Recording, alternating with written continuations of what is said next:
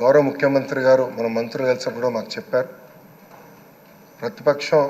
ప్రతిపక్ష హోదా లేకపోయినా, ప్రతిపక్ష ఇక్కడ ఈరోజు హౌస్కి రాకపోయినా మనమే ప్రతిపక్షం అనుకోవాలి, ప్రజల తరపున నిలబడాలి, ప్రజల తరపున పోరాడాలి, ప్రజల సమస్యలు తెలుసుకోవాలి, ప్రజలు కావాల్సిన చట్టాలు మనం తీసుకురావాలని చాలా స్పష్టంగా చెప్పారు. దానికి మీ సహకారం చాలా చాలా అవసరమని మిమ్మల్ని నేను కోరుతున్నాను. అయ్యనాథ్ పాత్రుడు గారిపైన ఎన్ని కేసులు పెట్టినా, ఎన్ని రకాలుగా హింసించినా ఆయన ఒకే మాట చెప్పేవారు, నేను తగ్గేదే లేదనేవారు. అహర్నిశలు పోరాడేవారు.